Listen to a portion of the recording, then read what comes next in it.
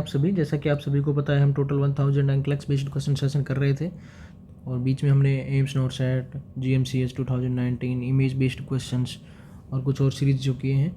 इसके अलावा आज हम वापस से अपने 1000 एंक्लेक्स बेस्ड क्वेश्चन की तरफ आ रहे हैं और शुरू करते हैं अपना आज के 32 नंबर एपिसोड। तो 31 में हमने एक लास्ट क्वेश्चन आप लोगों के लिए छोड़ा था। तो क्वेश्चन हमारा वो जो था वो ये क्वेश्चन है, the nurse is planning dietary changes for a client following an episode of pancreatitis. एक पैंक्रेटाइटिस वाला पेशेंट है, उसके लिए डाइटरी चेंजेस कौन कौन से करने पड़ेंगे। Which diet is suitable for the client, यानी कि पैंक्रेटाइटिस वाले पेशेंट के लिए इनमें से कौन सा डाइट है वो सूटेबल है आपके हिसाब से। ये आपसे पूछा गया है एक नर्स को, इनमें से कौन से डाइट को प्रायोरिटी देना चाहिए पैंक्रेटाइटिस वाले पेशेंट के लिए, ये हमने आपसे पूछा था। तो इसके ऑप्शंस की बात करें तो फर्स्ट ऑप्शन है low calorie low carbohydrate, high calorie low fat, high protein high fat, low protein high carbohydrate.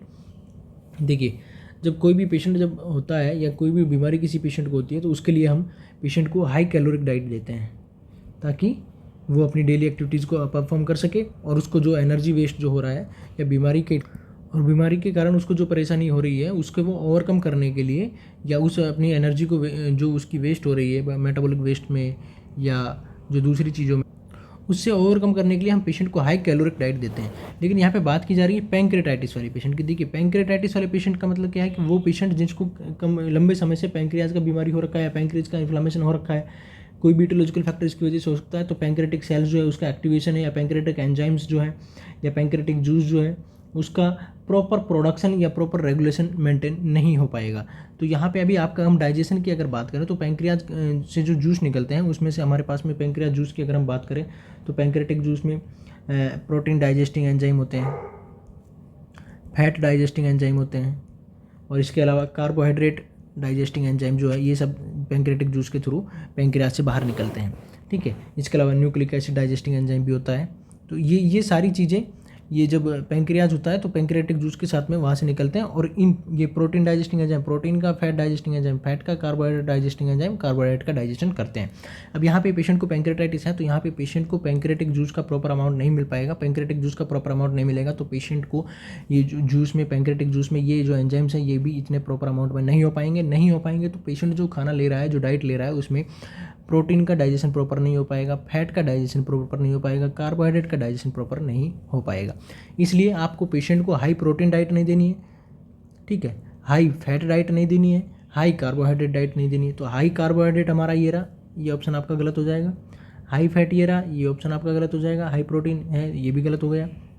और पेशेंट को हाई कैलोरी डाइट की ज़रूरत रहेगी बीमारी के टाइम, इसलिए पेशेंट को लो कैलोरी डाइट भी नहीं देनी। ऑप्शन ए भी आपका गलत हो गया और option B is the correct answer. Patient को आप हाई कैलोरिक और लो फैट डाइट देंगे, पेशेंट को एनर्जी भी मिले और लो फैट यानी कि उसका जो फैट कंटेनिंग है, फैट कंटेनिंग अमाउंट जो डाइट में है वो कम रहेगा। तो पैंक्रियाज से जो पैंक्रेटिक लाइपेज एंजाइम जो निकलता है ये ट्राइग्लिसराइड को और फैटी एसिड और ग्लिसरॉल में चेंज करने का काम करता है, यानी कि फैट को एटलीस्ट ये फैटी एसिड और ग्लिसरॉल में चेंज करता है पैंक्रेटिक लाइपेज। अब पेशेंट यहाँ पे पैंक्रेटाइटिस वाला तो पैंक्रेटिक लाइपेज का अमाउंट प्रॉपर नहीं रहेगा, इसलिए यहाँ पे अगर पेशेंट के पास फैट का इंटेक डाइट में कम है तो वो डाइजेस्ट हो जाएगी। अगर फैट का अमाउंट डाइट में ज़्यादा है तो वो प्रॉपरली डाइजेस्ट नहीं हो पाएगी और फिर फैट का लॉस जो है वो स्टूल के थ्रू देखने को मिलेगा। इसलिए पैंक्रेटाइटिस वाले पेशेंट में हम हाई कैलोरिक लो फैट डाइट पेशेंट को देंगे। इसके अलावा यहीं पे अगर हम बात करें तो पेशेंट जो पैंक्रेटाइटिस वाला है उसको हम मॉर्फिन नहीं देंगे, ये हम पहले भी एक क्वेश्चन में बता चुके हैं। और एक फ्रेज प्रोसीजर करके एक प्रोसीजर किया जाता है, फ्रेज प्रोसीजर किया जाता है। ये प्रोसीजर हम करते हैं क्रोनिक पैंक्रेटाइटिस के केसेस में। क्रोनिक पैंक्रेटाइटिस के केसेस में ये सर्जिकल टेक्निक है या सर्जरी की जाती है। इसमें क्या है, क्रोनिक पैंक्रेटाइटिस में डिजीज्ड पोर्शन जो है, diseased portion of head of pancreas के हेड का जो डिजीज्ड पार्ट है उसको हम कट कर देते हैं या उसको बाहर निकाल देते हैं। इस सर्जरी को हम बोलते हैं फ्रेज प्रोसीजर। ये क्रोनिक पैंक्रेटाइटिस वाले केसेस में किया जाता है, ठीक है। और पैंक्रेटाइटिस वाले पेशेंट को हम अल्कोहल कंजप्शन और लिमिटेड इंटेक ऑफ फैट और प्रोटीन इनको अवॉइड करने के लिए बोलेंगे, यानी लिमिटेड इंटेक रखेगा फैट और प्रोटीन का और अल्कोहल कंजप्शन को अवॉइड करने के लिए बोलेंगे। अब देखिए यहाँ पे पैंक्रेटाइटिस वाले पेशेंट में पैंक्रेटिक एंजाइम जो हमने अभी बताया, protein digesting enzyme, fat digesting और कार्बोहाइड्रेट डाइजेस्टिंग, तो इनका अमाउंट कम रहता है। तो इसलिए पेशेंट को एक मेडिसिन आती है पैनक्रिएटिन, ये मेडिसिन पेशेंट को दी जाती है। ये जो मेडिसिन है इसमें क्या होता है, इसमें protein digesting enzyme, fat digesting enzyme और कार्बोहाइड्रेट डाइजेस्टिंग एंजाइम, तीनों का मिक्सचर होता है। यानी कि ये एक एंजाइमेटिक प्रिपरेशन है जो पेशेंट के डाइट को डाइजेस्ट करने के लिए यूज़ में ली जाती है। और इसलिए पैंक्रेटाइटिस वाले पेशेंट में लो अमाउंट होने की वजह से पैंक्रेटिक जूसेस का में इन तीनों हार्मोन्स का या तीनों एंजाइम्स का, तो इस पेशेंट में ये हम पैंक्रेटिक मेडिकेशन को प्रीफर करेंगे। ये एंजाइम है जो प्रोटीन को डाइजेस्ट करेगा, फैट को डाइजेस्ट करेगा और कार्बोहाइड्रेट को डाइजेस्ट करेगा। Option B is the correct answer. Next question आपका है a client with hypothyroidism frequently complain of feeling cold. एक पेशेंट है हाइपोथायरॉयडिज्म वाला, वो बार बार में कंप्लेन कर रहा है कि उसको बहुत ही ठंड लग रही है। The nurse should tell the client that she will be more comfortable if she, यानी कि नर्स पेशेंट को बता रही है कि वो मोर कंफर्टेबल होगा अगर वो, फर्स्ट ऑप्शन है uses an electric blanket at night, अगर वो नाइट में इलेक्ट्रिक ब्लैंकेट यूज करता है तो मोर कंफर्टेबल रहेगा। या dresses in extra layer of clothing, या ज़्यादा कपड़े पहन लेगा, एक्स्ट्रा लेयर पहन लेगा कपड़ों की तो ज़्यादा कंफर्टेबल रहेगा। या applies a heating pad to her feet, या हम उसके फीट में हीटिंग पैड अप्लाई कर देंगे तो उससे पेशेंट कंफर्टेबल रहेगा। या takes a hot bath morning and evening, या मॉर्निंग और इवनिंग में अगर वो हॉट बात करेगा तो उसको ठंडी नहीं लगेगी या सर्दी नहीं लगेगी। अब यहाँ पे बात की जा रही है हाइपोथायरॉयडिज्म वाले पेशेंट की। देखिए अगर हाइपोथायरॉयडिज्म वाले पेशेंट की हम बात करें तो हाइपोथायरॉयडिज्म वाले पेशेंट में क्या होगा कि पेशेंट में T3 और T4 का लेवल कम रहेगा। पेशेंट में T3 T4 का लेवल कम है, इसका मतलब क्या है कि वहाँ पे पेशेंट का बेसल मेटाबॉलिक रेट जो है, यानी कि मेटाबॉलिज्म की जो रेट है वो कम रहेगी। मेटाबॉलिज्म की रेट कम रहेगी तो उसमें क्या होगा कि मेटाबॉलिज्म कम रहेगा, डिक्रीज मेटाबॉलिज्म कम होगा। मेटाबॉलिज्म कम होगा तो बॉडी में जो हीट प्रोड्यूस होगी उसकी भी कमी रहेगी, यानी कि पेशेंट का जो बॉडी टेम्परेचर है या कैंडिडेट का जो बॉडी टेम्परेचर वो कम रहेगा। अब बॉडी टेम्परेचर पहले से ही कम है तो इसका मतलब क्या है कि पेशेंट को कोल्ड होगा, इसीलिए हाइपोथायरॉयडिज्म वाले पेशेंट को यहाँ पे कोल्ड फील हो रहा है। ठीक है, अब उसका कोल्ड होगा तो इसका मतलब क्या है कि वो इनसेंसिटिव टू कोल्ड, यानी कि वो कोल्ड को बिल्कुल भी सेंस या अफोर्ड और भी इससे ज़्यादा नहीं कर पाएगा। या इसको हम ये बोल सकते हैं इनटॉलरेंस टू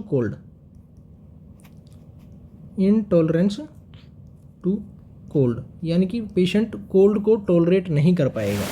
ठीक है, अब यहाँ पे इसीलिए हाइपोथायरॉयडिज्म वाले पेशेंट को कोल्ड फील हो रही है क्योंकि उसका बीएमआर कम है तो बेसल मेटाबॉलिक रेट है वो कम है, मेटाबॉलिज्म कम है तो जो बॉडी में हीट जो प्रोड्यूस होती है मेटाबॉलिज्म के टाइम पे वो भी प्रोड्यूस नहीं होगी।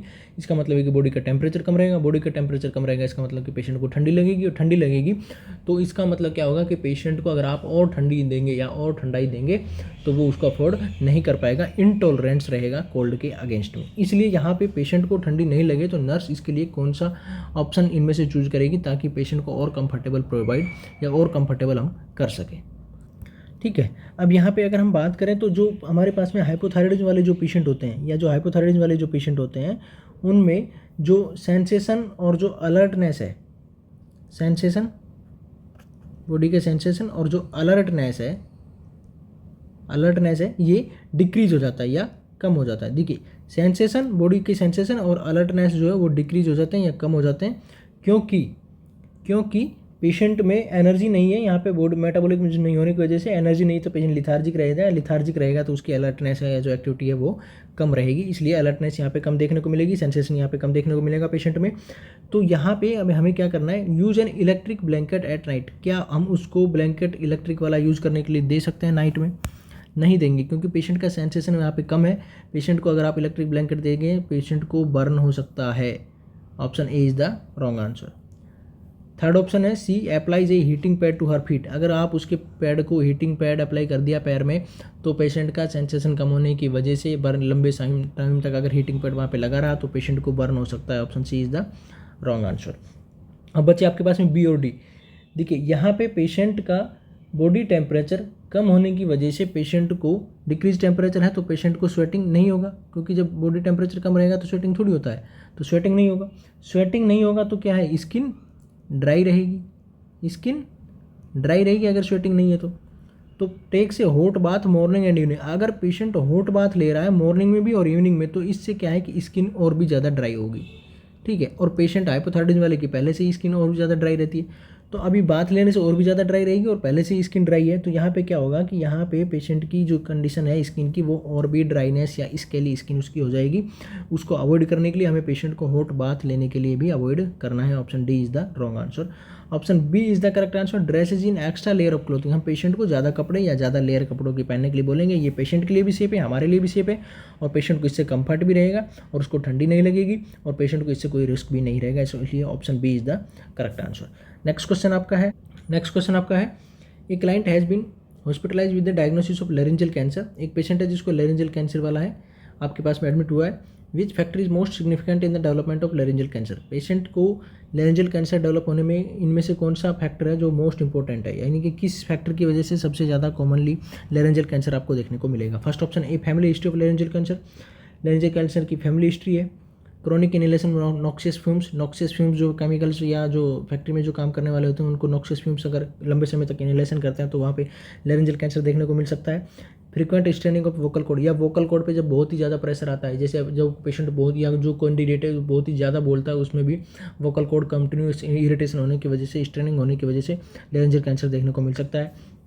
लास्ट ऑप्शन है history of alcohol and टबाको use. अगर पेशेंट के पास में हिस्ट्री है एल्कोहल और टबाको यूज़ का तो उसको लेरेंजियल कैंसर होने के चांसेस ज़्यादा रहेंगे। देखिए अगर कैंसर की हम बात करें तो जहाँ पे भी एल्कोहल और टबाको यूज़ है तो वहाँ पे मोस्ट इंपॉर्टेंट फैक्टर के रूप में कैंसर के में option D is the correct answer, क्योंकि अगर जब भी पेशेंट एल्कोहल और टबाको यूज़ करता है तो उसमें लेरेंजियल कैंसर होने के चांसेस ज़्यादा रहेंगे। ठीक है, ये इसका मोस्ट सिग्निफिकेंट कोजेज है लेरेंजियल कैंसर का, एल्कोहल और टबाको यूज। बट ये जो तीनों ऑप्शन है ए बी और C, family history of laryngeal cancer, chronic exposure to noxious fumes और frequent straining of vocal cords, ये तीनों भी इसके कॉन्ट्रीब्यूटिंग फैक्टर है। कॉन्ट्रीब्यूटिंग फैक्टर यानी कि ये फैक्टर है, इनकी वजह से भी पेशेंट में लेरेंजियल कैंसर डेवलप हो सकता है, लेकिन मोस्ट कॉमनली जो लेरेंजियल कैंसर डेवलप होता है वो एल्कोहल और टबाको यूज की वजह से होता है। नेक्स्ट क्वेश्चन आपका है the nurse is completing an assessment history of a client with pernicious anaemia. एक परनीशियस एनीमिया वाला पेशेंट है, उसका नर्स ने असेसमेंट हिस्ट्री लिया है। Which complaint differentiate pernicious anaemia and from other type of anaemia, यानी कि इनमें से कौन सी ऑप्शन है या कौन सी कंप्लेंट है जो परनीशियस एनीमिया को और दूसरे एनीमिया से डिफरेंट कर रही है। यानी कि परनीशियस एनीमिया और दूसरे तरह के जो एनीमिया है उनमें क्या डिफरेंस है, ये आपसे इनडायरेक्टली पूछा गया है। फर्स्ट ऑप्शन है डिफिकल्टी इन ब्रीथिंग आफ्टर एक्सरसन। कोई भी एक्सरसन या एक्सरसाइज करने के लिए बाद में पेशेंट में अगर डिफिकल्टी ब्रीथिंग होती है तो क्या ये एनीमिया का सिम्टम है? हाँ, एनीमिया का सिम्टम है, होता है। यहाँ पे पूछा क्या है आपको कि परनीशियस एनीमिया में और कोई भी दूसरे जो एनीमिया है जैसे आयरन डेफिशिएंसी एनीमिया है या फोलिक एसिड की वजह से होने वाला जो है, ठीक है, या माइक्रोसाइटिक है, इनमें जो एनीमिया है और जो परनीशियस एनीमिया है इनमें क्या डिफरेंस होता है, ये आपसे पूछा गया है। ठीक है, तो दूसरा है numbness and tingling in the extremities. Extremities में नम्बनेस और टिंगलिंग देखने को मिलेगा। ये faster than usual heart rate, normal heart rate से ज़्यादा देखने को मिलेगी। हाँ, ये भी सिम्टम है एनीमिया का। फीलिंग ऑफ लाइट हेडनेस भी फीलिंग है, सिम्टम्स है एनीमिया का। तो परनीशियस एनीमिया में और दूसरे एनीमिया में मेन क्या डिफरेंस होगा, ये आपसे पूछा गया है। देखिए अगर हम बात करें यहाँ पे परनीशियस एनीमिया की, तो परनीशियस एनीमिया क्या होता है? देखिए परनीशियस एनीमिया जो है वो विटामिन B12 की कमी की वजह से होता है। विटामिन B12 की कमी की वजह से होता है। विटामिन B12 हमारा कौन सा है? मिथाइल कोबालामाइन या साइनोकोबालामाइन हम इसको बोलते हैं। ये विटामिन B12 जो है या जो मिथाइल कोबालामाइन है, ये हमारा इसका एब्जॉर्प्शन होने के लिए हमारा जो गैस्ट्रिक सेल्स हैं या जो गैस्ट्रिक में जो पैराइटल सेल्स हैं, वहाँ पैराइटल सेल्स से एक इंट्रिंसिक फैक्टर सीक्रेट किया जाता है। गैस्ट्रिक की पैराइटल सेल से इंट्रिंसिक फैक्टर सीक्रेट किया जाता है। ये इंट्रिंसिक फैक्टर रेस्पॉन्सिबल है साइनोकोबालामाइन का टर्मिनल इलियम में एब्जॉर्प्शन कराने, साइनोकोबालामाइन का टर्मिनल इलियम में एब्जॉर्प्शन कराने के लिए इंट्रिंसिक फैक्टर रेस्पॉन्सिबल होता है। अब अगर गैस्ट्रिक की सर्जरी के कारण या कोई और दूसरी जोलिंजर एलिसन सिंड्रोम है या कोई गैस्ट्रिक बैरिएट्रिक सर्जरी हुई है या कोई गैस्ट्रिक सर्जरी हुई है, उसकी वजह से अगर पेशेंट की पैराइटल सेल्स कम हो गई या पैराइटल सेल्स हटा दी गई है तो इंट्रिंसिक फैक्टर का सीक्रेशन नहीं होगा। इंट्रिंसिक फैक्टर का सीक्रेशन नहीं होगा तो मिथाइल कोबालामाइन का भी एब्जॉर्प्शन नहीं होगा। मिथाइल कोबालामाइन का एब्जॉर्प्शन नहीं होगा तो क्या होगा? विटामिन B12 की बॉडी में कमी हो जाएगी। विटामिन B12 की कमी हो जाएगी तो इसका मतलब क्या हुआ कि पेशेंट को परनीशियस एनीमिया हो जाएगा। ठीक है, अब इस परनीशियस एनीमिया में विटामिन B12 की कमी हो गई है, तो परनीशियस एनीमिया में विटामिन B12 की कमी हो जाने की वजह से क्या होगा कि विटामिन B12 की कमी हो जाने की वजह से जो हमारे न्यूरॉन्स होते हैं जो हमारे न्यूरॉन्स होते हैं उन न्यूरॉन्स पे जो एक लेयर पाई जाती है, न्यूरॉन्स पे जो माइलिन की जो लेयर होती है या न्यूरॉन का जो माइलिनेशन होता है, तो वो माइलिनेशन जो है या माइलिन शीट जो है वो हट जाएगी, यानी कि डी माइलिनेशन यहाँ पे आपको देखने को मिलेगा। अगर विटामिन B12 की कमी हुई तो पेशेंट को डी माइलिनेशन देखने को मिलेगा, और डी माइलिनेशन के होने की वजह से जो हमारे न्यूरॉन्स हैं उनकी जो सेंसेशन ले जाने की जो कैपेसिटी है वो कम हो जाएगी, इसलिए वहाँ पे नंबनेस और टिंगलिंग आपको देखने को मिलेगा इन द एक्सट्रीमिटीज़। जो हमारे नंबनेस एंड टिंगलिंग देखने को मिलेगा एक्सट्रीमिटीज़ के में, क्योंकि यहाँ पे न्यूरॉन्स का डीमाइलिनेशन होगा अगर विटामिन B12 की कमी है, तो इसलिए option B is the correct answer. क्योंकि अगर पर्नीशियस एनीमिया है तो ये वाला सिम्टम्स कॉमनली देखने को मिलेगा, और बाकी अगर जो दूसरे तरह के एनीमिया है तो वहाँ पे ब्रीथिंग आफ्टर एक्सरशन ये डिफिकल्टी देखने को मिलेगी। ए जो है वो भी एनीमिया का साइन है, सी है वो भी साइन है, और डी है वो भी साइन है। लेकिन स्पेशली अगर हम बात करें यहाँ पे पर्नीशियस एनीमिया की, तो पर्नीशियस एनीमिया में नंबनेस और टिंगलिंग देखने को मिलेगी, क्योंकि विटामिन B12 की कमी हो जाने की वजह से डीमाइलिनेशन ऑफ द न्यूरॉन होगा, डीमाइलिनेशन होगा तो नंबनेस और टिंगलिंग देखने को मिलेगा। Option B is the correct answer. Next question आपका है the chart of a client with schizophrenia state that the client has echolalia. Schizophrenia वाले पेशेंट के बेड साइड चार्ट में या चार्ट में लिखा हुआ है कि पेशेंट को इकोलेलिया है। The nurse can expect the client to, nurse expect करेगी पेशेंट में कि इकोलेलिया क्या होता है। फर्स्ट ऑप्शन है speak using word that rhyme. Patient एक राइमिंग में वर्ड्स को यूज़ कर रहा है तो उसको क्या इकोलेलिया हम बोलते हैं। रिपीट वर्ड और फ्रेज यूज बाई अदर, या दूसरों के द्वारा जो भी वर्ड या जो फ्रेज बोला जा रहा है उसको रिपीट कर रहा है तो क्या उसको हम इकोलेलिया बोलते हैं। या include irrelevant detail in conversation, जब पेशेंट से हम कन्वर्सेशन करते हैं तो इरेलेवेंट डिटेल्स को इंक्लूड करता है कन्वर्सेशन के टाइम पे, क्या उसको इकोलेलिया बोलते हैं। या makeup new word with new meaning, या नए वर्ड बना रहा है और उसका नया मीनिंग निकाल रहा है, उसको हम इकोलेलिया बोलते हैं। यानी कि आपसे ये डायरेक्टली पूछा गया है कि इकोलेलिया क्या होता है। इकोलेलिया की बात करें तो इकोलेलिया का मतलब क्या होता है, आप जो भी वर्ड हैं जो दूसरों के द्वारा या जो फ्रेज हैं जो दूसरों के द्वारा यूज किए गए हैं उनको पेशेंट रिपीट कर रहा है तो उसको हम बोलते हैं echolalia. Option B is the correct answer. अगर यहीं पे हम बात करें कि इकोप्रेक्सिया, इको का मतलब हो गया कॉपी करना, प्रेक्सिया मतलब एक्टिविटीज़ का, और इको का मतलब हो गया कॉपी करना, ले लिया यानी कि जो स्पीच जो आपने दी है या जो वर्ड आपने रिपीट किए हैं या जो फ्रेज आपने रिपीट किए हैं उसको पेशेंट रिपीट कर रहा है तो इसको हम बोल रहे हैं इकोलेलिया। और अगर आपकी कोई भी एक्टिविटी को पेशेंट रिपीट कर रहा है, यानी कि आपने अगर पानी का जग उठाया तो पेशेंट भी पानी का जग उठा रहा है, आपके जैसे सेम कॉपी कर रहा है तो उसको हम बोलते हैं इकोप्रेक्सिया। तो ऑप्शन बी यहाँ पे सही जाएगा। रिपीट वर्ड फ्रेज और यूज बाय अदर, जो दूसरों के द्वारा जो वर्ड और फ्रेज यूज किए जाते हैं पेशेंट अगर उनको यूज कर रहा है उनको रिपीट कर रहा है तो उसको हम बोलते हैं इकोलेलिया। फर्स्ट ऑप्शन में दिखा speak using word that rhyme, यानी कि जो एक जैसे वर्ड जो होते हैं, जैसे एक जैसे वर्ड की अगर हम बात करें जैसे जग, मग, टग, ठीक है, अगर इस तरह के वर्ड जो एक साथ में यूज कर रहा है जो राइम करते हैं उसको हम बोलते हैं क्या, क्लैंग बोलते हैं इसको हम। ठीक है, तो ऑप्शन ए यहाँ पे गलत हो जाएगा क्योंकि आपसे पूछा गया इकोलेलिया। ऑप्शन सी में दिया है include irrelevant detail in conversation.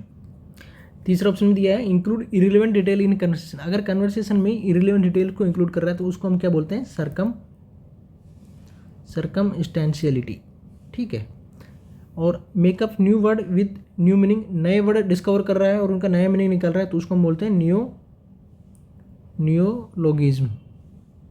ठीक है, तो यहाँ पे पूछा गया आपका इकोलेलिया के बारे में, तो इकोलेलिया का मतलब क्या है, रिपीट वर्ड और फ्रेज यूज बाय अदर्स, जो दूसरों के द्वारा जो वर्ड्स और फ्रेज यूज किए जाते हैं उनको अगर रिपीट करते हैं इसको हम इकोलेलिया बोलते हैं। Option B is the correct answer. Next question आपका है a client is admitted with suspected abdominal aortic aneurysm. एक पेशेंट है जिसको एब्डोमिनल एओर्टिक सस्पेक्टेड है, कंप्लेन कर रहा है। एब्डोमिनल एओर्टिक एन्यूरिज्म वाले पेशेंट में कॉमनली क्या कंप्लेंट देखने को मिलेगी आपसे पूछा गया है। देखिए फर्स्ट ऑप्शन में दिया है loss of sensation in lower extremity. Abdominal aortic की बात करें यानी कि जो हमारा अओर्टा का वो वाला पार्ट जो चेस्ट में है तो उसको हम बोलते हैं थोरेसिक अओर्टा। ठीक है, और अओर्टा का वो पार्ट जो हमारे एब्डोमिनल कैविटी यानी कि जो एब्डोमन में है उसको हम बोलते हैं एब्डोमिनल अओर्टा। अब एब्डोमिनल अओर्टा का एन्यूरिज्म मान लीजिए हो गया है तो यहाँ पे पेशेंट क्या कंप्लेंट होगा या पेशेंट को क्या सिम्टम देखने को मिलेगा। अओर्टिक का एन्यूरिज्म का मतलब क्या होगा, थोड़ा सा एनलार्जमेंट हो गया, एक इरेगुलर सी शेप वहाँ पे बन गई है, तो यहाँ पे पेशेंट में क्या देखने को मिलेगा ये आपसे पूछा गया एब्डोमिनल वाले में। Loss of sensation in lower extremity, क्या लोअर एक्सट्रीमिटीज में पेशेंट को सेंसेशन फील नहीं होगा। Back pain that lesson when standing, या पेशेंट जब खड़ा होगा तो उसका बैक पेन है वो कम हो जाएगा। डिक्रीज यूरिन आउटपुट कम हो जाएगा। या पल्सेशन इन द पेरीएम्बलिकल एरिया, या पेरीएम्बलिकल एरिया में पेशेंट को पल्सेशन फील होगा। देखिए यहाँ पे हम बात करें loss of sensation in lower extremities और डिक्रीज यूरिन आउटपुट, ये दोनों देखिए ये अओर्टा जब नीचे जाके जब डिवाइड होगा एक्सटर्नल इलियक और common iliac artery, internal iliac artery, और फिर वहाँ से जाएगा तो रीनल आर्टरीज में और इनमें जब जाएगा तो ये जब अगर रप्चर हो जाए ये एओर्टिक एन्यूरिज्म और पेशेंट यहाँ से रप्चर हो जाने की वजह से यहीं पे ब्लीडिंग स्टार्ट हो जाए पेरियम्बलिकल एरिया में, तो क्या होगा कि नीचे की जो ब्लड सप्लाई है वो अफेक्टेड हो जाएगी, नीचे की ब्लड सप्लाई अफेक्ट होगी, तो वहाँ पे सेंसेशन फील नहीं होगा।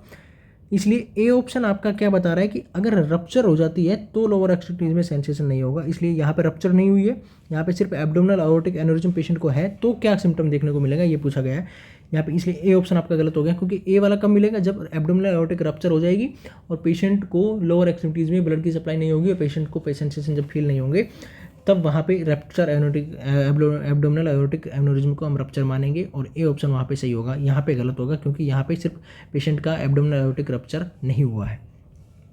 सी ऑप्शन में दिया गया decrease urine output. Urine output भी तभी डिक्रीज होगा यहाँ पे ब्लीडिंग हो जाने की वजह से, यानी कि एब्डोमिनल एरिया में ही ब्लीडिंग हो जाने की वजह से पेशेंट को रीनल सप्लाई जो है या रीनल की आर्टरी जो है वहाँ से जो ब्लड सप्लाई हो रही है वो कम हो जाएगी।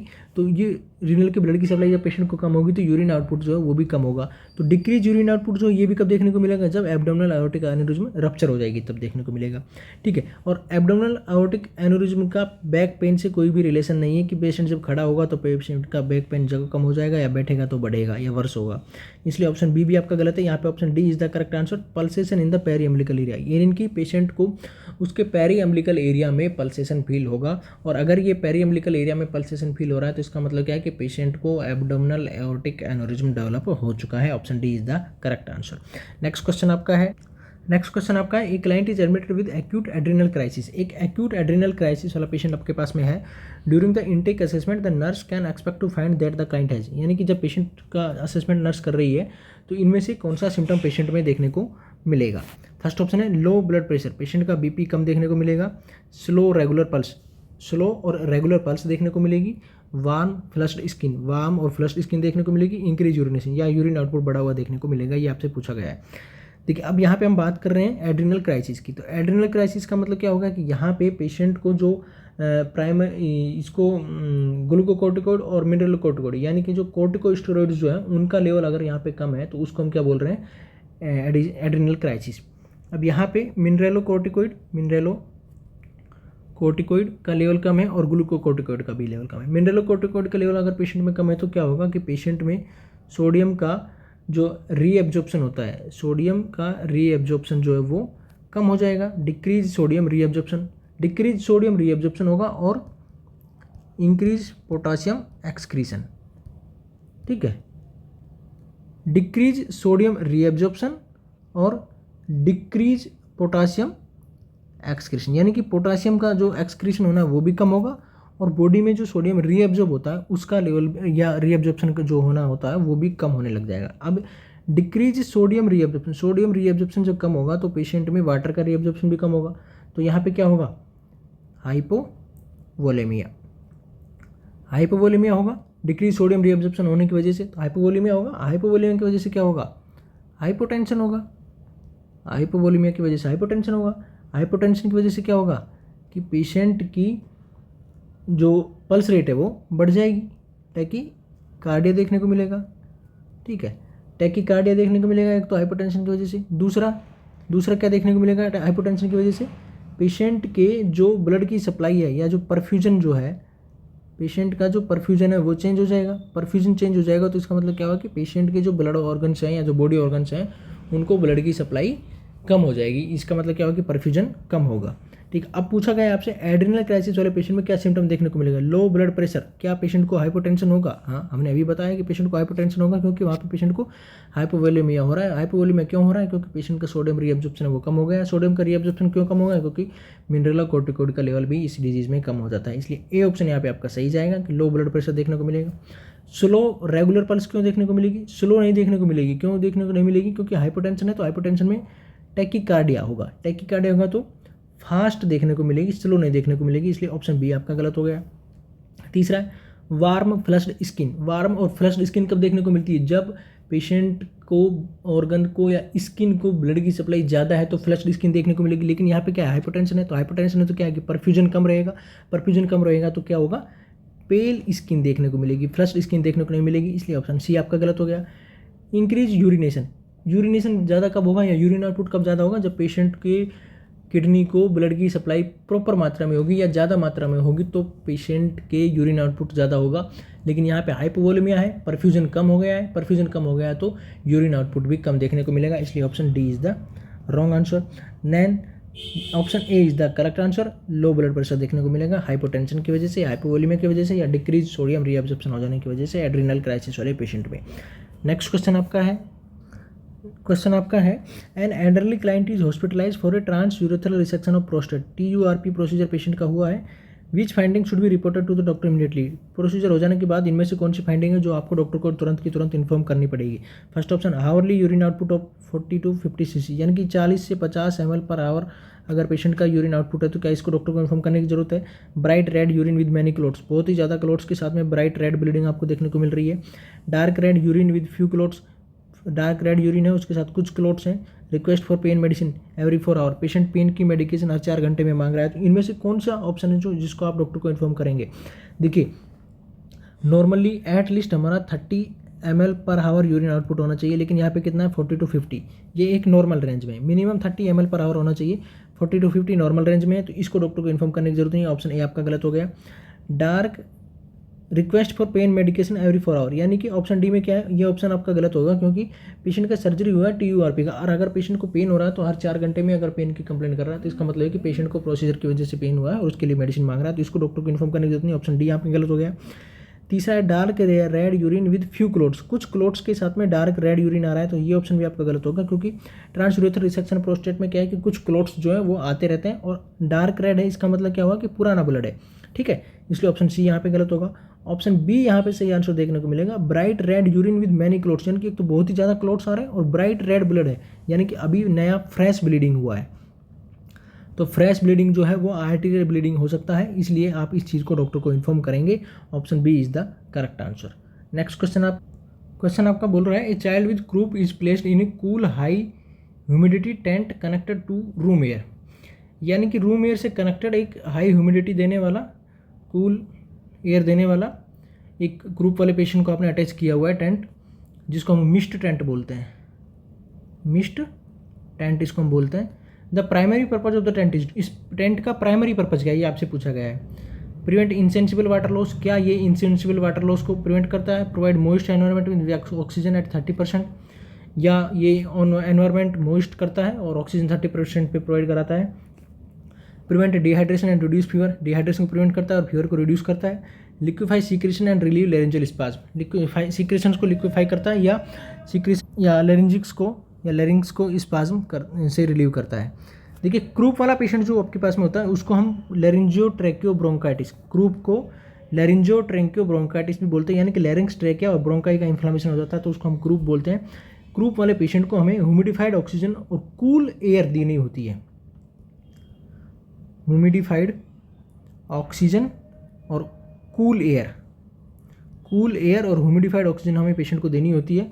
तो इससे क्या होगा, ह्यूमिडिफाइड ऑक्सीजन और कूल एयर देने से पेशेंट के लैरिंग्स के स्पाज्म जो हो रहेगा उसमें रिलीफ मिलता है और सीक्रेशंस का लिक्विफेक्शन होता है और पेशेंट उसको सीक्रेशंस को बाहर निकल पाएगा, सीक्रेशंस को बाहर निकाल पाएगा और लिक्विफाई अगर सीक्रेशन होगा तो लैरिंग्स का स्पाज्म जो वो भी रिलीव होगा, इसलिए option D is the correct answer. Option तीनों जो आपके गलत हो जाएंगे। इनसेंसिबल वाटर लॉस से ये प्रिवेंट नहीं करता है।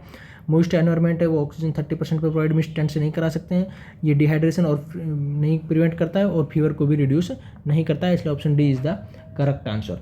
देखिए यहाँ पे ग्रुप वाले पेशेंट के लिए एक और भी है कि पेशेंट को आइसोलेट, अपर रेस्पिरेटरी ट्रैक्ट का इन्फेक्शन जिन भी पेशेंट्स को होता है उनके लिए हमें एक आइसोलेशन टेक्निक का यूज़ करना चाहिए। आइसोलेशन टेक्निक का मतलब क्या है कि पेशेंट को हमें आइसोलेट करके रखना है तब तक कि आपको पेशेंट का इन्फेक्शन किस वजह से हुआ है वो आइडेंटिफाई नहीं हो जाए, तब तक पेशेंट को एटलीस्ट आपको आइसोलेट करके रखना है, ठीक है। इसके ग्रुप के कॉमन कॉजेज में अगर हम बात करें तो जो पैरा इन्फ्लुएंजा वायरस टाइप 2 है, टाइप 3 है, रेस्पिरेटरी सिनेक्टियल वायरस है, माइकोप्लाज्मा न्यूमोनिया है, इन्फ्लुएंजा ए और बी है, इनकी वजह से पेशेंट में हो सकता है। ये मोस्ट कॉमन टाइप है, वायरल बैक्टीरियल दोनों वजह से हो सकता है और कॉमनली 5 साल से छोटे जो बच्चे होते हैं उनमें देखने को मिलता है, ठीक है। नेक्स्ट क्वेश्चन आपका, एक client is admitted with diagnosis of hypothyroidism, एक हाइपोथायरॉइडिज्म वाला पेशेंट आपके पास है and initial assessment of the client would reveal, आप जब पेशेंट का असेसमेंट करेंगे तो आपको इनमें से कौन से सिम्टम पेशेंट में देखने को मिलेंगे।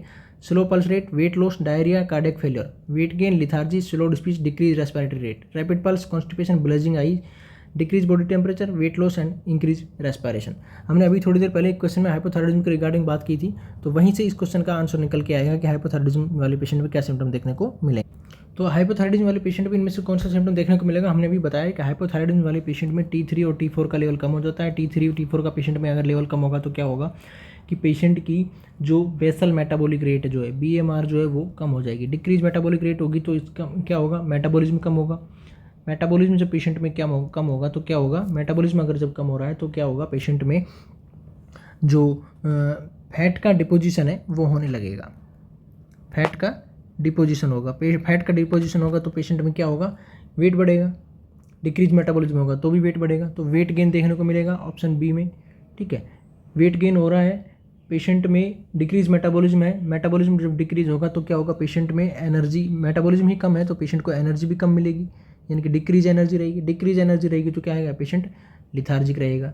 ठीक है, लिथार्जिक पेशेंट है तो उसमें जो एनर्जी की कमी है तो उसकी स्पीच है वो स्लो रहेगी। रेस्पिरेटरी रेट डिक्रीज रहेगी क्योंकि यहाँ पे पेशेंट को किसी भी तरह से रेस्पिरेशन या मेटाबॉलिज्म एक्टिविटीज़ में, जैसे रेस्पिरेटरी एक्टिविटीज़ बढ़ जाती है, एक्टिविटी जब करता है तो रेस्पिरेटरी रेट बढ़ जाती है। यहाँ पे पेशेंट कोई एक्टिविटी नहीं कर रहा है, मेटाबॉलिक की रेस्पॉन्स या मेटाबॉलिज्म जो है वो भी कम है, तो यहाँ पे पेशेंट में डिक्रीज रेस्पिरेटरी रेट देखने को मिलेगा। Option B is the correct answer for hypothyroidism patient. These features will be available in the patient. Weight gain, lethargy, slowed speech और डिक्रीज रेस्पिरेटरी रेट। इसके अलावा अगर हम सिम्टम्स की और बात करें कि और कौन कौन से सिम्टम पेशेंट में देखने को मिलेंगे, एक यहाँ पे पफिनेस ऑफ फेस, क्योंकि फैट का डिपोजिशन जब आई के पीछे होगा तो फैट का डिपोजिशन देखने को मिलेगा। तो मिक्सेडेमा भी यहाँ पे पेशेंट को देखने को मिलेगा। ठीक है, और हाइपोथायराइडिज्म वाले पेशेंट की वजह से पेशेंट को आरबीसी का प्रोडक्शन जो है वो भी अफेक्टेड हो जाएगा, और आरबीसी का प्रोडक्शन अफेक्ट होगा तो एनीमिया देखने को मिलेगा। ठीक है, एनीमिया देखने को मिलेगा। स्किन ड्राई देखने को मिलेगी क्योंकि बॉडी टेम्परेचर कम रहेगा, मेटाबॉलिज्म कम है तो बॉडी टेम्परेचर कम रहेगा तो स्वेटिंग नहीं होगी तो क्या होगा, ड्राई स्किन देखने को मिलेगी। इसके अलावा यहाँ पे फैट का डिपोजिशन होने लगेगा तो बॉडी में सीरम फैटी एसिड जो है वो नॉर्मल लेवल रहेगा, लेकिन सीरम कोलेस्ट्रॉल लेवल जो है फैट का डिपोजिशन होने की वजह से कोलेस्ट्रॉल लेवल बढ़ जाएगा। ठीक है, और सबक्यूटेनियस टिश्यू में जो ट्राइग्लिसराइड या फैट जमा होगी तो मिक्सेडेमा यहाँ पे पेशेंट में देखने को मिलेगा। बॉडी का टेम्परेचर कम रहेगा, पेशेंट का स्किन जो है वो इंटॉलरेंस रहेगा कोल्ड के लिए, यानी कि कोल्ड इंटॉलरेंस देखने को मिलेगा। ब्रेडिक कार्डिया देखने को मिलेगा, यानी कि मेटाबॉलिक एक्टिविटी बढ़ी हुई नहीं है तो पेशेंट में क्या होगा, पल्स रेट भी नहीं बढ़ेगी, क्योंकि पल्स रेट कब बढ़ेगी, जब पेशेंट को ब्लड को बॉडी की रिक्वायरमेंट ज़्यादा रहेगी तो पल्स रेट बढ़ेगा उसको कंपनसेट करने के लिए, तो यहाँ पे ब्रेडिकार्डिया देखने को मिलेगा। एक स्लीप एपनिया भी यहाँ पे देखने को मिलेगा। स्लीप एपनिया कहाँ देखने को मिलता है, हाइपोथायराइडिज्म में। ये क्वेश्चन ESI ने पूछा हुआ है इसलिए इसको इंपॉर्टेंट समझ लीजिए। स्लीप एपनिया हाइपोथायराइडिज्म वाले पेशेंट में देखने को मिलेगा। नेक्स्ट क्वेश्चन आपका है which statement describe the contagious stage of varicella, यानी कि वेरिसेला वाले पेशेंट का कंटेजियस स्टेज कौन सा होता है, ये आपसे पूछा गया है। वेरिसेला क्या होता है, वेरिसेला जोस्टर की वजह से जो पॉजिटिव एजेंट है वेरिसेला जोस्टर है, VZ वायरस, इसकी वजह से जो चिकन पॉक्स जो होता है, तो चिकन पॉक्स वाले पेशेंट में कंटेजियस स्टेज कौन सी होती है ये आपसे पूछा गया है। इंक्यूबेशन पीरियड की अगर यहाँ पे हम बात करें तो इसका इंक्यूबेशन पीरियड जो 7 से 21 दिन का होता है। ठीक है, फर्स्ट ऑप्शन में दिया गया है कि कंटेजियस स्टेज वेरिसेला का कब होगा। Contagious stage is first day before the onset of rash until the appearance of vesicles. First day rash appear होने से, फर्स्ट डे से यानी कि रेस अपीयर होने के एक दिन पहले से, और वेसिकल्स अपीयर जब तक होंगे तब तक। ये दूसरा ऑप्शन है contagious stage last during the vesicular and crusting stage of the lesion, जब तक वेसिकल्स बनेंगे तब और जब क्रस्ट हो जाएंगे लिजाइंस तब तक रहेगा। या contagious stage is from the onset of rashes until the rash disappear, या जब रेस अपीयर होंगे उस दिन से रेस डिसअपियर होंगे तब तक का कंटेजियस स्टेज रहेगा। या contagious stage is 1 day before the onset of the rashes, यानी कि रेस डेवलप होने से एक दिन पहले से लेकर के और जब तक लिजाइन आर क्रस्टेड, यानी कि लिजाइन कंप्लीटली क्रस्ट नहीं हो जाते हैं तब तक का कंटेजियस स्टेज रहेगा वेरिसेला का। ऑप्शन डी यहाँ पे सही आंसर देखने को मिलेगा, क्योंकि चिकन पॉक्स वाले पेशेंट में जो कंटेजियस स्टेज है वो रेस जिस दिन अपीयर हो रहे हैं उससे एक दिन पहले से लेकर के लिजाइन जब तक कंप्लीटली क्रस्ट नहीं हो जाते तब तक का जो टोटल ड्यूरेशन है वो पूरा ड्यूरेशन कंटेजियस स्टेज रहता है। और ये कॉमनली होता है यानी कि 6 दिन तक, यानी कि रेस अपीयर होने मान लीजिए फर्स्ट डे है तो इससे एक दिन पहले और, ठीक है, रेस अपीयर होने से एक दिन पहले से लेकर के और जो लिजाइन है उन क्रस्ट कंप्लीटली क्रस्ट हो जाएंगे तब तक पेशेंट को आपको कंटेजियस स्टेज रहेगा पेशेंट को, इसलिए आपको पेशेंट को आइसोलेट अगर करना पड़ेगा यहाँ पे तो at least 6 days. Chicken pox वाले पेशेंट को हम एट लीस्ट 6 डेज के लिए आइसोलेट करेंगे, क्योंकि इसका जो कंटेजियस स्टेज है वो लगभग 6 दिन का ही रहता है, और इंक्यूबेशन पीरियड जो है वो 7 से 21 दिन का रहता है। ठीक है, नेक्स्ट क्वेश्चन आपका है a client admitted to the psychiatric unit claims to be the son of God and insist that he will not be kept away from his followers. यानी कि एक पेशेंट आपके पास में साइकेट्रिक यूनिट में है और बोल रहा है कि वो भगवान का बेटा है, आप उसको उसके फॉलोअर से दूर नहीं रख सकते हैं। The most likely explanation of the clients delusion, इनमें से पेशेंट कौन सा डेल्यूजन शो कर रहा है, ये आपसे पूछा गया है। ये रिलीजियस एक्सपीरियंस फील कर रहा है, स्ट्रेसफुल इवेंट है पेशेंट के लिए, या पेशेंट को ये जो डेल्यूजन हुआ है उसके पीछे क्या रीज़न हो सकता है, ये यहाँ पे पूछा गया है। लो सेल्फ स्टीम और ओवरवेलमिंग एंग्जाइटी, इनमें से कौन सी वजह से पेशेंट ये चीज़ को बता रहा है। देखिए ये सिम्टम जो शो कर रहा है या ये जो डेल्यूजन पेशेंट में बता रहा है, इस डेल्यूजन को हम क्या बोलते हैं, डेल्यूजन ऑफ ग्रैंडुअर, यानी कि वो अपने आप को सबसे सुपीरियर फील करता है, डेल्यूजन ऑफ ग्रैंडुअर। तो डेल्यूजन ऑफ ग्रैंडुअर जहाँ पे होगा वहाँ पे लो सेल्फ स्टीम आपको देखने को मिलेगी। लो सेल्फ स्टीम वाले पेशेंट में, लो सेल्फ स्टीम वाले केसेस में डेल्यूजन ऑफ ग्रैंडुअर होगा, तो यहाँ पे ऑप्शन सी आपका सही आंसर देखने को मिलेगा। बाकी ये तीनों की वजह से पेशेंट कोई सा भी डेल्यूजन शो कर सकता है या डेल्यूजन ऑफ ग्रैंडुअर के रीजन हो सकते हैं, लेकिन मोस्ट कॉमनली जहाँ पे लो सेल्फ स्टीम रहेगा वहाँ पे डेल्यूजन ऑफ ग्रैंडुअर देखने को मिलेगा। Option C is the correct answer. Next question है आपका the nurse is caring for an 8-year-old following a routine tonsillectomy. एक पेशेंट है, 8 साल का बच्चा है, रूटीन टॉन्सिलेक्टोमी उसकी सर्जरी हुई है। Which finding should be reported immediately, इनमें से कौन सी फाइंडिंग है जो डॉक्टर को तुरंत आपको इन्फॉर्म करनी पड़ेगी। फर्स्ट ऑप्शन है reluctance to swallow, drooling of blood tinged saliva and axillary temperature of 99 degree Fahrenheit और रेस्पिरेटरी स्ट्राइड। तो एक तो टॉन्सिलेक्टोमी वाले पेशेंट में जब सर्जरी कर देंगे तो वहाँ पे कौन सी प्रॉब्लम को आप डॉक्टर को इमीडिएटली इन्फॉर्म करेंगे, ये पूछा गया है। रिलक्टेंस टू स्वेलो मतलब क्या हुआ कि पेशेंट को स्वेलो करने में कुछ भी प्रॉब्लम नहीं है, पेशेंट स्वेलो नहीं करना चाह रहा है, इसको आप इन्फॉर्म करेंगे। Drooling of blood tinged saliva अगर बाहर निकल रही है तो क्या आप इसको इन्फॉर्म करेंगे, या एक्सिलरी टेम्परेचर अगर 99 डिग्री फ़ारेनहाइट। देखिए ये तीनों चीज़ें जो है ये नॉर्मल पेशेंट में देखने को मिल सकती है, इसको तुरंत आपको डॉक्टर को इन्फॉर्म करने की जरूरत नहीं है। ऑप्शन यहाँ पे ये तीनों गलत हो जाएंगे। ऑप्शन डी यहाँ पे सही आंसर देखने को मिलेगा, क्योंकि रेस्पिरेटरी स्ट्राइडर जो अगर डेवलप हो रहा है तो इसका मतलब क्या है कि वो एयरवे में कहीं ना कहीं पार्शियल या कंप्लीट ऑब्स्ट्रक्शन आपको देखने को मिल सकता है, उसकी वजह से रेस्पिरेटरी स्ट्राइडर डेवलप होगा। और रेस्पिरेटरी प्रॉब्लम यहाँ पे है, इसलिए हमें पेशेंट को इस चीज़ को प्रायोरिटी देनी है और डॉक्टर को इन्फॉर्म करना पड़ेगा। लेकिन अगर पेशेंट बार बार यहाँ पे टॉन्सिलेक्टोमी वाला पेशेंट फ्रीक्वेंट स्वेलोइंग कर रहा है तो इसका मतलब क्या होगा कि वहाँ पे पेशेंट को ब्लीडिंग देखने को मिल रही है या पेशेंट में ब्लीडिंग हो रही है टॉन्सिलेक्टोमी सर्जरी वाली साइट पे, इसलिए वो बार बार स्वेलो कर रहा है। ये भी एक बार क्वेश्चन पूछा हुआ है। नेक्स्ट क्वेश्चन आपका है a client with hyperthyroidism is taking lithium carbonate to inhibit thyroid hormone release. Hyperthyroidism वाला पेशेंट है, उसको लिथियम कार्बोनेट मेडिसिन दी जा रही है। Which complaint by the client should alert the nurse to a problem with the client's medication, यानी कि इनमें से कौन सी कंप्लेंट अगर पेशेंट के द्वारा की गई है तो वो बता रही है कि पेशेंट को मेडिसिन लेने के साथ में कुछ प्रॉब्लम हो रही है। इनमें से कौन सी कंप्लेंट है जो पेशेंट के द्वारा की गई है और उससे पता लग रहा है कि पेशेंट को इस मेडिसिन लेने से कुछ प्रॉब्लम हो रही है। फर्स्ट ऑप्शन है the client complaint of blood vision, patient को अगर ब्लड विजन हो रहा है तो क्या लिथियम कार्बोनेट की वजह से हो सकता है। दूसरा ऑप्शन है the client complaint of increase thirst and increase urination, क्या पेशेंट लिथियम कार्बोनेट वाला पेशेंट जो है उसमें इंक्रीज थर्स्ट और इंक्रीज यूरिनेशन देखने को मिलेगा। या the client complaint of increase weight gain over the past year, या पेशेंट को वेट गेन होगा। The client complaint of change in taste, patient को अगर टेस्ट में चेंज हो रहा है तो क्या वो लिथियम कार्बोनेट मेडिसिन की वजह से हो रहा है, ये आपसे यहाँ पे पूछा गया। देखिए हाइपरथायरॉयडिज्म की यहाँ पे बात की गई है। हाइपरथायरॉयडिज्म का मतलब यहाँ पे हुआ कि पेशेंट के T3 और T4 का लेवल यहाँ पे बढ़ा हुआ देखने को आपको मिलेगा। ठीक है, तो बढ़ा हुआ यहाँ पे देखने को मिलेगा, तो उसको कम करने के लिए हम पेशेंट्स को एंटी थायराइड मेडिकेशन देते हैं। तो लिथियम कार्बोनेट जो है वो भी एक एंटी थायराइड मेडिकेशन में ही आती है। एंटी थायराइड मेडिकेशन में ड्रग ऑफ चॉइस अगर यहाँ पे हम हाइपरथायरॉयडिज्म की बात करें, drug of choice for hyperthyroidism में है PTU propylthiouracil. Drug of choice for hyperthyroidism propylthiouracil. ठीक है, ये थायरोक्सिन के फॉर्मेशन को कम करती है, स्टॉप कर देती है थायरोक्सिन के प्रोडक्शन को। तो स्टॉप कर देगी तो इसका मतलब क्या है कि थायरोक्सिन का लेवल कम हो जाएगा और हाइपरथायरॉयडिज्म को हम ट्रीट कर पाएंगे। ठीक है, इसी तरह से लिथियम कार्बोनेट मेडिकेशन जो है, अगर लिथियम कार्बोनेट लेने वाला पेशेंट आपको कंप्लेन कर रहा है increase thirst and increase urination, अगर आपको लिथियम कार्बोनेट वाला पेशेंट कंप्लेन करता है तो इसका मतलब है कि लिथियम कार्बोनेट की पेशेंट में टॉक्सिसिटी हो चुकी है। ऑप्शन बी यहाँ पे सही आंसर जाएगा, क्योंकि लिथियम कार्बोनेट वाला पेशेंट अगर ये कंप्लेन करता है कि उसको इंक्रीज थर्स्ट और इंक्रीज यूरिनेशन होता है, तो इसका मतलब क्या है कि इस पेशेंट को लिथियम कार्बोनेट की टॉक्सिसिटी हो चुकी है। अब आपको उस मेडिसिन का डोज कम करना है या मेडिसिन को स्टॉप करना है, आप इसके लिए डॉक्टर को इन्फॉर्म करेंगे। ऑप्शन बी यहाँ पे सही जाएगा। Option C, client complaint of increase weight gain over the past year, ये इसका एक साइड इफेक्ट हो सकता है, एक्सपेक्टेड साइड इफेक्ट जो है लिथियम कार्बोनेट का ये हो सकता है, इसलिए ये ऑप्शन आपका गलत होगा, क्योंकि ये एक एक्सपेक्टेड साइड इफेक्ट है। लेकिन अगर टॉक्सिसिटी की बात करें तो टॉक्सिसिटी में ये सिम्टम देखने को मिलेगा कि पेशेंट इंक्रीज थर्स्ट और इंक्रीज यूरिनेशन की कंप्लेंट करेगा। Option B is the correct answer. Next question आपका है a client is being treated for cancer with linear acceleration radiation. एक पेशेंट है जिसका कैंसर का ट्रीटमेंट चल रहा है, लीनियर एक्सेलरेशन रेडिएशन थेरेपी उसको दी जा रही है। The physician has marked the radiation site with a blue marking pen. जहाँ पे रेडिएशन देना है उस साइट को डॉक्टर ने या फिजिशियन ने ब्लू मार्किंग पेन से मार्क कर दिया है। द नर्स क्या करेगी? Remove the unsightly marking with acetone और एल्कोहल।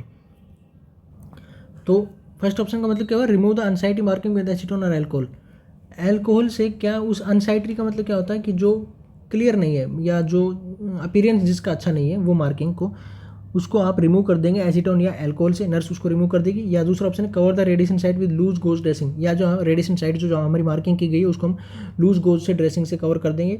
तीसरा ऑप्शन है sprinkle baby powder over the radiated area, या रेडिएटेड एरिया जो हमारा है जहाँ पर रेडिएशन होना है उस पर हम स्प्रिंक कर देंगे, बेबी पाउडर को डाल देंगे। या डी है रिफ्रेन फ्रॉम यूजिंग सोप और lotion in the market area, या मार्केट एरिया में आप सोप और लोशन को यूज़ करने से अवॉइड करेंगे। देखिए अगर ऐसे ये अनसाइट मार्किंग को आप रिमूव कर रहे हैं अल्कोहल से, तो क्या है कि आपकी साइट है वो रिमूव हो जाएगी, यानी कि आपको पता नहीं लगेगा कि साइट पे कौन सी साइट है। इसलिए ऑप्शन ए आपका गलत होगा, क्योंकि इस साइट को आपको रिमूव नहीं करना है ताकि रेडिएशन जो है वो सही तरीके से दी जा सके। ठीक है, और कवर ऑप्शन बी है cover the radiation site with loose gauze dressing और sprinkle baby powder over the radiated area. इन दोनों को बी और सी में, यानी कि जहाँ पे आप रेडिएशन दे रहे हैं वहाँ पे पेशेंट के इन साइट्स को आप लूज गोज ड्रेसिंग से या बेबी पाउडर डालने का कोई नेसेसरी नहीं है, इसलिए ये दोनों ऑप्शन गलत हो जाएंगे। आपको अवॉइड करना है यूजिंग सोप और lotion on the market area, आपको मार्केट एरिया में सोप और लोशन यूज करने से अवॉइड करना है। Option D is the correct answer. Next question आपका है तो nurse is caring for a client with acromegaly. Acromegaly वाला एक पेशेंट है जिसके नर्स केयर कर रही है। Following a trans sphenoidal hypophysectomy the nurse should. Acromegaly का मतलब क्या हुआ? एडल्ट में अगर ग्रोथ हार्मोन का लेवल बढ़ा हुआ है तो उसको हम एक्रोमेगली बोलते हैं। एक्रोमेगली पेशेंट में देखने को मिलेगा। ट्रांसस्फेनोइडल हाइपोफाइसेक्टोमी, यानी कि एड्रिनल पिट्यूटरी का आपका ट्रांसस्फेनोइडल अप्रोच से रिमूव कर दिया गया है। तो नर्स क्या करेगी? Monitor the clients blood sugar, patient के ब्लड शुगर को मॉनिटर करेगी। Suction the mouth and pharynx every hour में माउथ और सक्शनिंग फेरिंग्स का सक्शन करेगी। या पेशेंट को लो ट्रेंडल वर्क पोजिशन में रखेगी, या एंकरेज द क्लाइंट टू कफ के लिए एंकरेज करेगी पेशेंट को। देखिए हाइपोफाइसेक्टोमी वाले पेशेंट में क्या होगा? हाइपोफाइसेक्टोमी सर्जरी हो जाने के बाद आपको पेशेंट के ब्लड शुगर लेवल को मॉनिटर करना जरूरी है। ऑप्शन ए यहाँ पे सही देखने को मिलेगा। तीनों ऑप्शन आपके गलत होंगे क्योंकि ये तो प्रोहिबिटेड है, ये तीनों ऑप्शन वहाँ पे नहीं करने, क्योंकि माउथ का फेरिंक्स का अगर सक्शन करेंगे तो पेशेंट को इरिटेशन यहाँ पे होगा। इरिटेशन होने की वजह से जो आपकी जो ट्रांसस्फेनोइडल जो साइड थी वहाँ पे भी ड्रेनेज या ब्लीडिंग हो सकती है। लो ट्रेंडल वर्क पोजीशन नहीं रखेंगे, यहाँ पे हम पेशेंट को थोड़ा सा सेमी फाउलर या फाउलर वाला पोजीशन देंगे। Encourage the client to cough, patient को कफिंग के लिए एंकरेज नहीं करेंगे। ये तीनों गलत हो जाएंगे। ऑप्शन ए यहाँ पे सही आंसर देखने को मिलेगा आपको, क्योंकि मॉनिटर करना है आपके ब्लड शुगर लेवल को। क्योंकि जो ग्रोथ हार्मोन आपका है, नॉर्मली जो आपका ग्रोथ हार्मोन है वो डिक्रीज करता है, डिक्रीज ग्लूकोज यूटिलाइजेशन, वो ग्लूकोज के यूटिलाइजेशन को डिक्रीज करता है ग्रोथ हार्मोन। अब सर्जरी के टाइम पे आप उसको सर्जरी कर देंगे एड्रेनल पिट्यूटरी का, तो वहाँ पे आपके पेशेंट को ब्लड शुगर लेवल को आपको मॉनिटर करना जरूरी हो जाएगा, इसलिए ऑप्शन ए यहाँ पे सही आंसर देखने को मिलेगा। नेक्स्ट क्वेश्चन आपका एक client newly diagnosed with diabetes is started on pre-cause acarbose, the nurse should tell the client that the medication should be taken। यानी कि एक पेशेंट है जिसको डायबिटीज़ है, वो अभी स्टार्ट किया उसको ये मेडिकेशन प्रीकोज। अभी नर्स पेशेंट को क्या बता रही है कि nurse should tell the client that medication should be taken. Nurse patient को बोल रही है कि आपको ये मेडिसिन किसके साथ में लेनी है, कब लेनी है? 1 आवर बिफोर में मील, खाना खाने से 1 घंटा पहले, 30 मिनट्स आफ्टर मील, खाना खाने के आधे घंटे बाद, with the first bite of meal. आप जब खाने का पहला मील जो ले रहे हैं उसके साथ, या डेली एट बेड टाइम, या आपको बेड टाइम लेनी। देखिए डायबिटीज़ इंसुलिन डिपेंडेंट होती है और एक होती है नॉन इंसुलिन डिपेंडेंट। तो नॉन इंसुलिन डिपेंडेंट जो डायबिटीज़ होती है या जो टाइप सेकंड डायबिटीज़ होती है, वहाँ पे हम पेशेंट को ओरल हाइपोग्लाइसेमिक एजेंट देते हैं, OHA ओरल हाइपोग्लाइसेमिक एजेंट दिया जाता है। तो ओरल हाइपोग्लाइसेमिक में एक तो होता है सल्फोनिल यूरियाज, दूसरा होता है हमारा alpha glucoside inhibitors, alpha glucosidase inhibitors, ठीक है। एक हम देते हैं बाइगुएनाइड्स, यानी कि ये तीनों ही ओरल हाइपोग्लाइसेमिक एजेंट का कैटेगरी है। सल्फोनिल यूरियाज में तो कौन कौन से आते हैं, जैसे ये ग्लिपेजाइड है, ग्लिमिप्राइड है, ये हम सल्फोनिल यूरियाज में देते हैं। और अल्फा ग्लूकोसाइड इनहिबिटर जो होती है इसमें आता है एकार्बोज। एकार्बोज ये जो मेडिसिन है आपका पेरिकोज या एकार्बोज, ये अल्फा ग्लूकोसाइड इनहिबिटर का एग्जाम्पल है। ये ग्लूकोज को एब्जॉर्प्शन कम करते हैं। अल्फा ग्लूकोसाइड इनहिबिटर्स जो हैं या जो एकार्बोज है या जो प्रीकोज जो आपका है, ये ग्लूकोज के एब्जॉर्प्शन को कम करता है। ग्लूकोज के एब्जॉर्प्शन जब कम होगा तो क्या होगा, आपका शुगर लेवल नहीं बढ़ेगा, शुगर लेवल कम रहेगा। ये स्मॉल इंटेस्टाइन में एक्ट करते हैं, यानी कि ग्लूकोज के एब्जॉर्प्शन को, जहाँ पे जेजुनम में जो एब्जॉर्प्शन होगा स्मॉल इंटेस्टाइन में, वहाँ पे इनहिबिट कर देंगे या कम कर देंगे। इससे क्या है कि पेशेंट का ब्लड ग्लूकोज लेवल नॉर्मल बना रहेगा, ठीक है। अब ये जब पेशेंट को मेडिसिन दी जाती है प्रीकोज या एकार्बोज या अल्फा ग्लूकोसाइड इनहिबिटर्स, तो इन मेडिसिन को हम पेशेंट को with the first bite of meal, जब पेशेंट खाना खाता है उसका फर्स्ट मील लेता है उसके फर्स्ट बाइट के साथ में ही देते हैं। ऑप्शन सी यहाँ पे आंसर सही देखने को मिलेगा। तीनों ऑप्शन आपके गलत हो जाएंगे, ठीक है, क्योंकि ये मेडिसिन जो है ये फर्स्ट बाइट ऑफ मील के साथ में ही दी जाती है। अल्फा ग्लूकोसाइड इनहिबिटर्स का ये एग्जांपल है प्रीकोज या एकार्बोज। इसके अलावा सल्फोनिल यूरिया जो हमने बात की थी, ये OHA में ही आता है सल्फोनिल यूरिया। इसके एग्जांपल है ग्लिमिप्राइड और ग्लिपेजाइड। ये क्या करते हैं, ये इंसुलिन रेजिस्टेंस को कम कर देते हैं, या बीटा सेल जो हमारी है उसको स्टिमुलेट करते हैं इंसुलिन सीक्रेट करने के लिए। तो जो पेशेंट को सल्फोनिल यूरिया चल रहा है उसको आपको सन एक्सपोजर से अवॉइड करना है, सन एक्सपोजर से अवॉइड करना है, क्योंकि इनमें फोटो सेंसिटिविटी डेवलप हो सकती है। जिन पेशेंट को सल्फोनिल यूरियाज वाले OHA चलते हैं, जैसे कि एग्जांपल ग्लिमिप्राइड और ग्लिपेजाइड या टोलबुटामाइड, इन पेशेंट्स को आपको सन एक्सपोजर से अवॉइड करना होता है। दूसरा आपके पास में था अल्फा ग्लूकोसाइडेज इनहिबिटर। इन पेशेंट को जो मेडिसिन अल्फा ग्लूकोसाइड इनहिबिटर्स जिन पेशेंट को चलते हैं उनको आपको पेशेंट को वो medicine first bite of meal के साथ में देनी होती है। ऑप्शन ये आपका सही आंसर होगा, ऑप्शन सी। एक हमने बात की थी बाइगुएनाइड। बाइगुएनाइड आपने एक मेडिसिन सुना होगा मेटफॉर्मिन। तो मेटफॉर्मिन जो है ये मेटफॉर्मिन बाइगुएनाइड्स का ही एग्जाम्पल है। ये क्या करते हैं, ये ग्लाइकोजिनोलाइसिस जो हमारे लीवर में ग्लाइकोजिनोलाइसिस उसको इनहिबिट करते हैं, यानी कि ग्लाइकोजन से जो ग्लूकोज बनता है उसको इनहिबिट करेंगे। अब ग्लाइकोजन से ग्लूकोज नहीं बनने देंगे तो क्या होगा, ग्लूकोज का लेवल कम रहेगा, ठीक है। तो ये मेटफॉर्मिन का ये काम होता है, ये बाइगुएनाइड्स वाली कैटेगरी में आता है। और ये बाइगुएनाइड्स क्या करते हैं, ये GI डिस्टर्बेंसेस करते हैं। हमने OHA के बारे में यहाँ पे डिटेल में पढ़ लिया है कि 3 तरह के OHA होते हैं, सल्फोनिल यूरिया वाले, अल्फा ग्लूकोसाइडेज इनहिबिटर, और एक होता है बाइगुएनाइड्स, ठीक है। बाइगुएनाइड्स में तो कौन सा आता है, मेटफॉर्मिन। ये क्या करेगा, हमारे ग्लाइकोजिनोलाइसिस की जो प्रोसेस लीवर में होती है उसको इनहिबिट करेगा, यानी कि ग्लाइकोजन से ग्लूकोज को नहीं बनने देगा। अब ग्लूकोज नहीं बनेगा तो क्या होगा, पेशेंट में बॉडी शुगर का लेवल जो है, ग्लूकोज का लेवल है वो कम रहेगा। ये काम करता है कौन, मेटफॉर्मिन। मेटफॉर्मिन की वजह से पेशेंट में GI डिस्टर्बेंस देखने को मिल सकते हैं, ये क्वेश्चन भी पूछा हुआ है, ठीक है। दूसरा था alpha glucosidase inhibitor. Alpha glucosidase inhibitor में कौन सा आता है, ये एकार्बोज या प्रीकोज। ये क्या करते हैं, ये हमारे जो ग्लूकोज का एब्जॉर्प्शन स्मॉल इंटेस्टाइन में होता है उसको नहीं होने देते हैं। अब उसका एब्जॉर्प्शन नहीं होगा तो बॉडी में या ब्लड में शुगर का लेवल नहीं बढ़ेगा, ठीक है। शुगर का लेवल नहीं बढ़ेगा तो क्या होगा, पेशेंट में ग्लूकोज नहीं बढ़ेगा। अब ये जो मेडिसिन है ये काम करती है एकार्बोज या अल्फा ग्लूकोसाइडेज इनहिबिटर। इनको हम फर्स्ट बाइट ऑफ मील के साथ में देते हैं। तीसरा था sulphonyl urea. Sulphonyl urea patient को कब देते हैं कि ये हमारी सल्फोनिल यूरिया जो होते हैं, इसका एग्जांपल है ग्लिपेजाइड और ग्लिमिप्राइड या टोलबुटामाइड। ये पेशेंट के बीटा सेल्स जो होते हैं उनको स्टिमुलेट करेंगे इंसुलिन सीक्रेशन करने के लिए। अब इससे क्या है कि इंसुलिन का सीक्रेशन होगा तो ग्लूकोज का लेवल कम रहेगा, ग्लूकोज का लेवल कम रहेगा, इसलिए पेशेंट सल्फोनिल यूरिया पेशेंट को दी जाती है।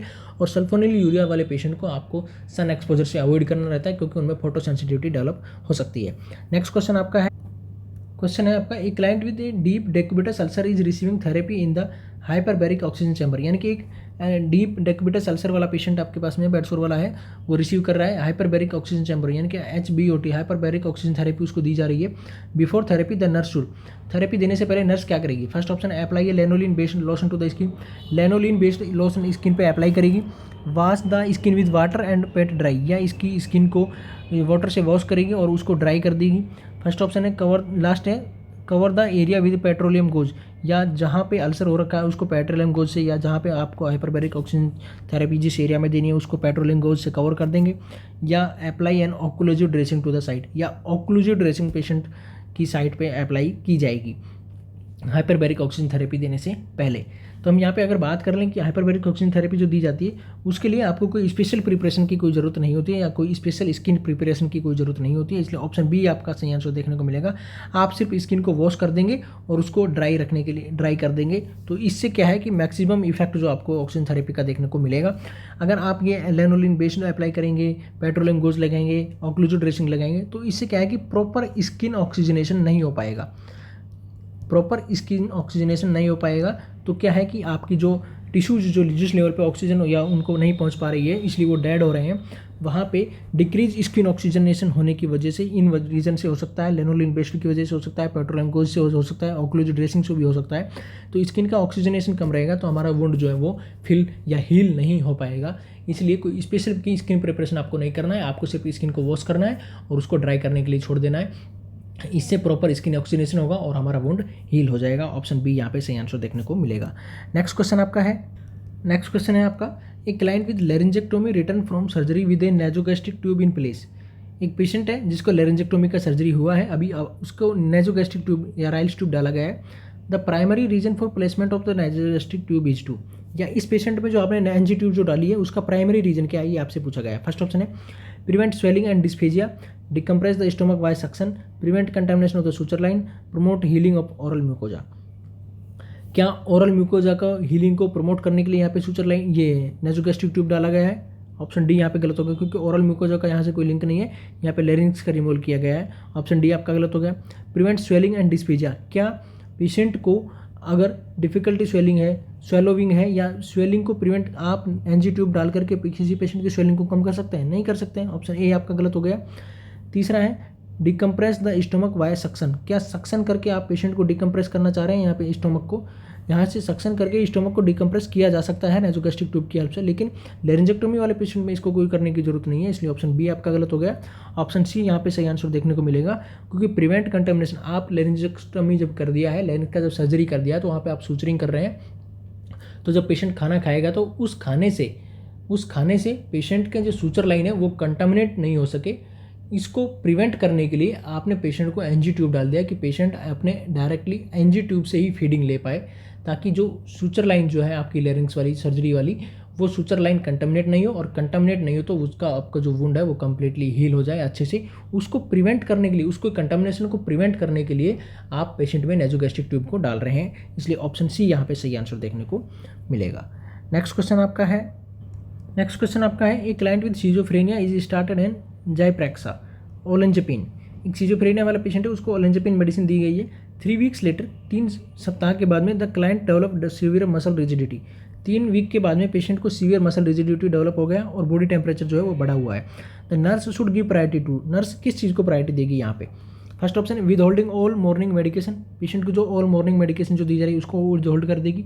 ऑर्डरिंग ए CBC, उसको CBC एग्जामिनेशन कराएगी और CP के एग्जामिनेशन कराएगी।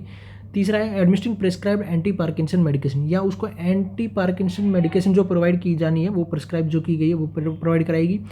या transferring the client to a medical unit, या पेशेंट को मेडिकल यूनिट में आप ट्रांसफर करेंगे साइकेट्रिक यूनिट से। तो ये जो क्वेश्चन है, सीजोफ्रेनिया वाला पेशेंट है, ओलेंजेपिन मेडिकेशन ले रहा है, 3 वीक लेने के बाद में उसमें सीवियर मसल रिजिडिटी और एलिवेटेड टेम्परेचर देखने को मिला है, तो यहाँ पे नर्स का क्या प्रायोरिटी रहेगा ये आपसे पूछा गया है। आपको इस क्वेश्चन का आंसर बताना है। हम जब अगला सेशन शुरू करेंगे, हमारा 33 सेशन नंबर लेके आएंगे, तो उसमें इस क्वेश्चन को वहाँ पे सॉल्व करेंगे कि इसका क्या आंसर हो सकता है। तब तक के लिए बने रहिए हमारे साथ में। Thank you.